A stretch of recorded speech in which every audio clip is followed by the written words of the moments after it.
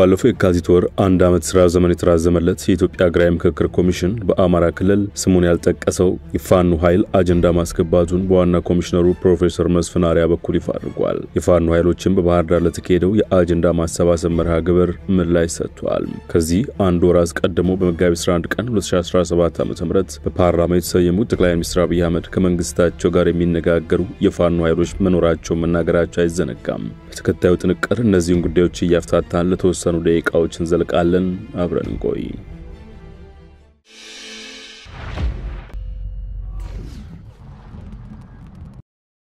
ጠቅላይ ሚኒስትር አብይ አህመድ ከአንድ ወር ገደማ በፊት መጋቢት 11 ቀን 2017 ዓ.ም በፓርላማ ለተነሱላቸው ጥያቄዎች በሰጡት ምላሽና ማብራሪያ መንግስታቸው ኦነግና በአማራ ክልል ካሉ ሲሉ ከጠሯቸው ኃይሎች ጋር ድርድር እያካሄደ መሆኑን መግለጻቸው ይታወሳል። በገለጻቸው በአማራም ሆነ በኦሮሚያ አለ ያሉት የጎበዝ አለቃ በግራም በቀኝም በእርሳቸው ከሚመራው መንግስት ጋር እንደሚደራደር ነገር ግን መረጃው ይፋ ሲሆን ይህንን ይክዳል ሲሉ ወቅሰው ነበር።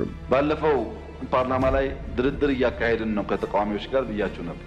ከኦነጎችም አማራ ክልል አካባቢ ካሉ እንቀሳቀሱ ኃይሎችም ድርድሮች ነበሩ። በነገራችን ላይ በአማራም በኦሮሚያ በየትኛውም ጎጥ ያለ የጎበዝ አለቃ በየትኛውም ጎጥ ያለ በግራም በቀኝ ይደራደራል። እኔ አይደለሁም እሱ ነው ይላል እንጂ ሲወጣ ይደራደራል። ሽማግሌ ይልካል። ልክ እኔ ካልኩ በኋላ ግን የሚደራደረው ኤክስ ነው መደራደር ተገቢ አይደለም ብሎ የሚዘምተው ደግሞ ራሱ ተደራዋል። በዚሁ ቆይታቸው መንግስታቸው ለሰላም በሩ ክፍት ስለሆነ መነጋገር መወያየት ይሻላል ማንም ከዚያ ያተርፍም ብለው ነበር። ለዚህ ምክንያታቸው ደግሞ 5-6 ዓመት ብንዋጋ ማንም ሰው 4 ኪሎ ስለማይደርስ ዋጋ የለውም የሚል ነበር። ምንም እንኳን እርሳቸው ይህን ቢሉም ጉዳዩን የሚከታተሉና ለአማራ ብሔርተኝነት ቁመናል የሚሉ ፖለቲካ ተመራማሪዎች አይቀበሉትም። ለአብነት ከ2 ሳምንት በፊት በኮንቨርሴሽን ላይ በወጣው አተታም እንዲህ ሲሉ ሞግተዋል ተመራማሪዎቹ።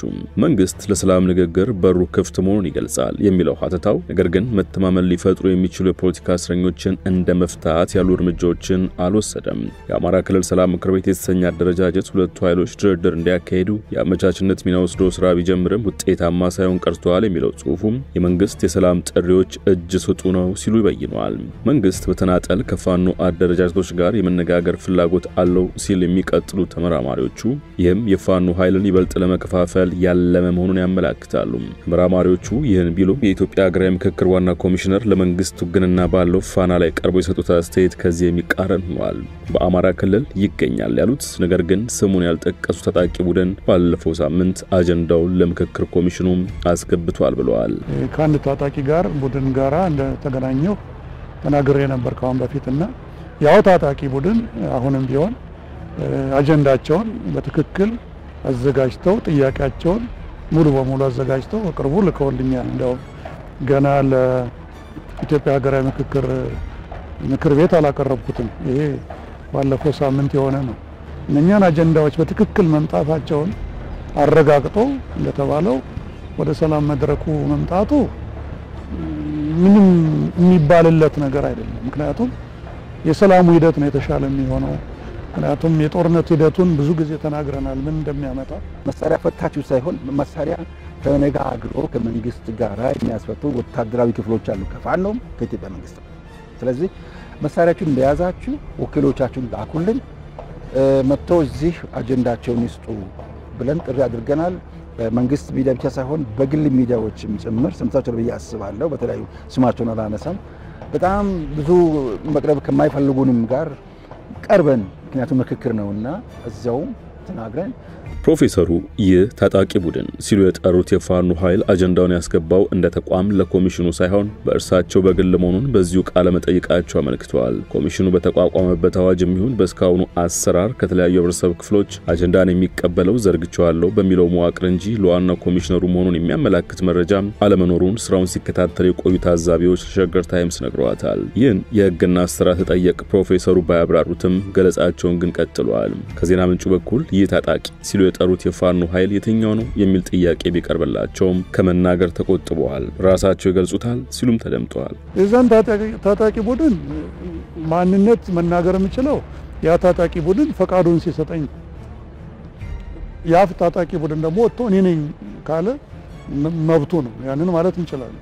በርግጥ አሁንም ቢሆን ጥያቄዎችና ፍላጎቶች እንዳሉ ያስተዋልኩ ነው ማለት በትጥቅ ትግል ላይ ያሉ ከኛ ጋር ለመነጋገር ፍላጎት መኖሩን ያስተዋልኩ ነው እኛ አሁንም ዝግጁ ነን ምክንያቱም በየጊዜው እንደምንናገረው ሁሉ አንደኛ ኮንፊደንሻሊቲ ወይም ደግሞ ምንድነው ምስጢሩ እስካስፈለገ ድረስ ተጠብቆ እና ምንም አይነት ችግር በዛኛው በኩል በማይደርስበት መልኩ ለመነጋገርም ለመወያየትም ሁሉ ጊዜ እንደምንለው እንዲያውም አልፎ ተርፎ በአገራችን ብቻ ሳይሆን እንደው በሌሎች አካባቢዎችም ጭምር ይህ አጀንዳ አስገብተዋል ያሉት ነገር ግን ለምስጢራዊነት ሲባል ስሙን ከመጥቀስ የተቆጠቡለት የፋኖ ኃይል አጀንዳዎችን ዝርዝሮ ጽፎ ሰጥቶ በርግጠኛ አሁን በባህር ዳሩ መድረክ መሳተፍ አልቻልንም ነገር ግን አጀንዳዎቹን ታቀርቡልናላችሁ አሉን አዎ እናቀርባለን አሉ ሲሉ የሚቀጥሉት ዋና ኮሚሽነሩ ሚዲያ ላይ ማውጣት እንችላለን ነው ሲሉ ለጠየቁንም ጥያቄ አዎ ትችላላችሁ የሚል ምላሽ ሰጥተናቸዋል ብለዋል ምንም እንኳን ሁለቱ ኮሚሽነሮች ይህን ቢሉም የአማራ ፋኖ በጎጃም ቃል አቀባይ ማርሻል ፀሐዩ መረጃውን ውሸት ነው ሲሉ ውድቅ አድርገውታል ዘመቻ አንድነት በሚላለፈው አንድ ወር ገደማ ውጊያ ላይ እንደሚገኙ የገለጹት ቃል አቀባዩ አራቱም የፋኖ አደረጃጀቶች አጀንዳ አልሰጡም ሲሉ መቀመጫውን አሜሪካ ያደረገው የኤምኤስ ነግረውታል አልሰጠንም አንደኛ አሁንኛ የአማራ ፋኖ አራቱ ጥምረት ብቻ አይደለም አሁን በፋኖ እንቅስቃሴ ደረጃ ያለው በመላ ኢትዮጵያ የሚገኘው አማራ ነፍጥ አንስቶ ይህን ስርዓት እንዲዋጋ ፕላትፎርም ሰርተናል በዚህም ቢዛሞ እዝ አለ ደቡብ ኢትዮጵያ ፋኖ አለ ወደፊትም እናስተዋውቃቸው በሌሎች አካባቢዎች ያቋቋምነው የፋኖ አደረጃጀት አለ አጀንዳው ጎጃም ያለው ፋኖ ጎንደር ያለው ሸዋ ያለውና ወሎ ያለው ፋኖ ብቻ ሳይሆን እንደ ህዝብ ስለሆነ ይሄን ስርዓት እየተከላከልን ያለነው ይሄ ስርዓትን ጦርነት ያወጀብን እንደ ህዝብ ስለሆነ አሁን ከኛ አልፎ የእያንዳንዱን ነፍጥ ያነሳ በሌላም የኢትዮጵያ ክፍል ያለ የፋኖ ኃይል ሁሉ ይሁንታና ፈቃድ የሚያስፈልገው ጉዳይ ስለሆነ ከኛ አሁን ከተከስካቸው ድርጅቶች መካከል አጀንዳ ያስገባ የለም የምክክር ኮሚሽኑ ታጣቂ ቡድኑ ሲለጠራው ፋኖ ኃይል አጀንዳ ሰጥቷል ሲል ፋኖች ደግሞ በአንጻሩ አልሰጠንም ቢሉም የዚህ ኮሚሽን ዋነኛ ዓላማ ግን ህገ መንግስትን አሻሽሎ የኢትዮጵያን ፓርላሜንታዊ ስርዓት ወደ ፕሬዝዳንታዊ በመቀየር ጠቅላይ ሚኒስትር አብይ አህመድን እስከ 2028 ድረስ ኢትዮጵያ እንዲመሩ ማድረግ ስለመሆኑ መነገር ከጀመረ አንድ አመት አልፎታል ይህ ጉዳይ በመገናኛ ብዙሃን ብቻ ሳይሆን በፓርላማም ጭምር የቀረበ መሆኑን የዛሬ 2 ወር ገደማ የተካሄደው የምክር ቤቱ ውሎ እማኝ ሆናል ያብን እንደራሴው ደሳለኝ ጫኔ ህዝቡ የምክክር ኮሚሽኑን የሚመለከተው የብልጽግና ፓርቲ ፍላጎትን ማለትም ከፓርላሜንታዊ ወደ ፕሬዝዳንታዊ ስርዓት የመቀየራ መሳሪያ አድርጎ ነው ሲሉ መግለጻቸው ይታወሳል ምን ያክል ህዝብ አሁን ሂደቱን ሌጂቲሜት ነው ብሎ ያምነዋል እሱንም በደንብ ብንገመግመው ደስ ይለኛል ለደረቅ ፕሮፓጋንዳ ሲባል ህዝቡ እንዳይኑ ብለን ነው የሚጠብቀው ምናምን ልንል እንችላለን ግን ደግሞ ሰፊ የትረስት ዴፊሲት እንዳለ ደግሞ መካድ የለብንም ዋነኝነትም ብልጽግና የሆነ የፖለቲካ ዓላማውን ለማሳካት የሚጠቀምበት በግልጽ እንደሚባለው ላንሳው ከጠቅላይ ሚኒስትር ወደ ከፓርላሜንታሪ ወደ ፕሬዚደንሻል ሲስተም ማድረግ የሚፈልገውን ሽግግር ማሳኪያ ኢንስትሩመንት ነው ተብሎ ይነሳል በህዝቡ ዘንድ ስለዚህ ያንንም በደንብ አድሬስ ማድረግ መቻል አለብን በህዝብ እንደራሴዎች ምክር ቤት የመንግስት ዋና ተጠሪ ሚኒስትር ተስፋዬ በልጅጌም በወቅቱ በሰጡት ምላሽ ብልጽግና እንደ አንድ የምክክር ኮሚሽን ተሳታፊ ከፓርላሜንታዊ ይልቅ ፕሬዝዳንታዊ ስርዓት ይበጃል ብሎ ቢያቀርብ ምንድነው ስህተቱ ሲሉ ጠየቃቸው አይዘነጋም ለምሳሌ አንዱ እንደዛ መነሳት የሌለበት ሌላ ጊዜም በዚህ አይነት ትልቅ መድረክ ላይ ብልጽግናን በተመለከተ ብልጽግና ለሀገራዊ ምክክር ኮሚሽኑ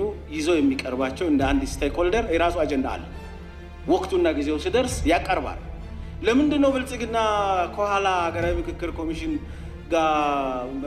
በሀገራዊ ምክክር ኮሚሽን በኩል ማኒፑሌት ያደርጋል ተብሎ የሚታሰበው ለምሳሌ ፕሬዚደንሻል የሆነ ስርዓት ለዚህ ሀገር ያስፈልጋል ከተባለ ይዘን ልንቀርብ እንችላለን ምን ችግር አለ ምን የሚያሳፍር ነገር አለው እና ሐሜት ሀገራዊ ምክክር ኮሚሽኑ ገና አጀንዳ እየተሰበሰበ ባለበት አጀንዳ ባልተለየበት ውይይት ባልተጀመረበት ሀገራዊ ምክክር ኮሚሽኑ ፕሬዚደንሻል ስርዓት አድርጎ የጠቅላይ ሚኒስትሩን ስልጣን አስቀጥሎ ሊወጣ የተዘጋጀ ተቋም ነው የሚል ነገር እንዴት ለኛ ይቀርብ ይችላል ሌላ አካል ቢያቀርብ ይሄ ውሸት ነው እኛ እየመራን ነው እኛ በመንመራው ተቋም ልንነሳ አይችልም እኛ ኃላፊነት ወስደን እየመራን ነው ስቴጁ እዚህ ላይ ነው ያለው አጀንዳው ሲቀርብ እዚህ ላይ እንነጋገራለን ነው የሚባለው ብልጽግና እንዲህ አይነት አቋም ቢኖረው አቋሙን እንደ አንድ ኢትዮጵያ ውስጥ ያለ ፖለቲካ ፓርቲ ለሀገራዊ ምክክር ኮሚሽኑ ይዞ ነው የሚቀርበው ሲቀርብ የራሱ ምክንያቶች ይኖራሉ እንጂ ከኋላ በሀገራዊ ምክክር ኮሚሽኑ በድብቅ የሚሰራው ነገር አርላ ተደርጎ የሚነገርበት መንገድም ትክክል አይደለም። የኢትዮጵያ ፌደራል ህገ መንግስቱን ማሻሻልን በተመለከተ አንቀጽ 105 እንዲህ ይላል። በዚህ ህገ መንግስት ምዕራፍ 3 የተዘረዘሩት መብቶችና ነጻነቶች በሙሉ የአንቀጽ እንዲሁም አንቀጽ 104 ሊሻሻሉ የሚችሉት በሚከተሉት አቋም ብቻ ይሆናል። አንደኛ፣ ሁሉም የክልል ምክር ቤቶች የቀረበውን ማሻሻያ በድምጽ ብልጫ ሲያጸድቁት። ሁለተኛ፣ ፌደራሉ መንግስት የህዝብ ተወካዮች ምክር ቤት በ2/3 ድምጽ የቀረበውን ማሻሻያ ሲያጸድቀውና ሶስተኛ፣ የፌዴሬሽኑ ምክር ቤት በ2/3 ድምጽ ማሻሻያውን ሲያጸድቀው ነው። ይህ ማለት በቀላል አገላለጽ ቢያንስ በፌዴሬሽን ውስጥ ውክልና የሌለው ትግራይ ክልል ስለሌለ ማሻሻያውን ህልው ሊያደርጉ አይችልም። ሲባል ሌሎች ክልሎችና ከተማ አስተዳደሮች ለማሻሻያው ይሁንታ እንደሰጡ አሊያም በሙሉ ድምጽ እንደተቀበሉት ተቆጥሮ ነው። ስለዚህ የህገ መንግስት ማሻሻያው ሳይገባ የሀገራዊ ምክክር በተሰኘ ኮሚሽን አማካይነት ፍላጎታቸውን እውን ያደርጋሉ ነው የተንታኞች መላምት። ጠቅላይ ሚኒስትር አብይ አህመድ ለ7 ዓመታት የመሩበት ኃላፊነት ቦታ ምን ስላጎደለባቸው ምን ለማድረግ ስለፈለጉ ነው ፕሬዝዳንት መሆን የፈለጉት? አብይ አህመድ ወደ ስልጣን ከመጡ ጀምሮ በተደጋጋሚ በሚያደርጓቸው ንግግሮችና ገለጻዎች የፓርላሜንታዊ ስርዓት ስራዎችን አላሰራ እንዳላቸውና ካቢኔ ምርጫቸው ላይ ጭምር ከፍተኛ ጫና በማድረጉ ፈጣን ለውጥ ለማምጣት እንዳላስቻላቸው ወይም እክል እንደሆነባቸው ይናገራሉ። ፕሬዝዳንታዊ ስርዓት ቢሆን የተሻለ ነጻነት ይኖራቸው እንደነበር ጭምር ገልጸዋል። አሁን ኢትዮጵያ የምትከተለው በፓርላሜንታዊ የመንግስት ስርዓት ውስጥ ከፍተኛ ድምጽ ያገኘው ፓርቲ መንግስት መመስረት ይችላል። በዚህ ስርዓት ውስጥ ጠቅላይ ሚኒስትሩ የሚሾመው በፓርቲው ወይም በቅንጅቱ መሪ ሲሆን ማንኛውም ፓርቲ ለህዝብ ተወካዮች ምክር ቤት በመወዳደር የፓርላማውን ወንበር መጋራት ይችላል።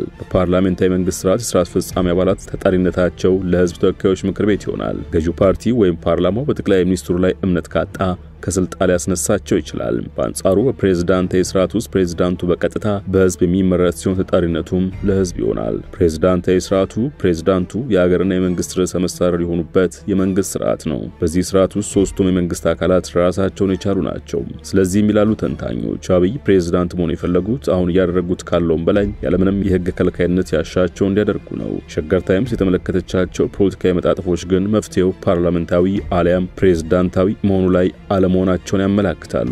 መፍትሄው ተቋማዊነትን፣ የስልጣን ክፍፍልና ህገ መንግስታዊነትን ማረጋገጥ ነው። በሶስቱ የመንግስት አካላት ማለትም ህግ አውጪ፣ አስፈጻሚና ተርጓሚ መካከል የተቀመጠው ስልጣን በግልጽ ልዩነትና ሳይጣረስ በህግ በተደነገገው መሰረት በመከፋፈል የመንግስትና የፓርቲ ልዩነት በአሰራር በተቋምና ህጎችን ተግባራዊ ማድረግ ድንበር ማበጀትን፣ ተጠያቂነትንና ሚዛናዊነትን በመጠበቅ መሆኑን ያመለክታሉ።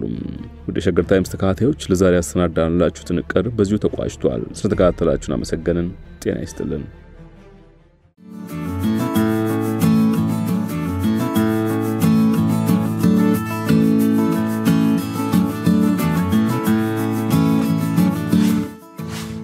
ሸገር ታይምስ ሚዲያን ሰብስክራይብ በማድረግና ደወሉን በመጫን ይከተሉን።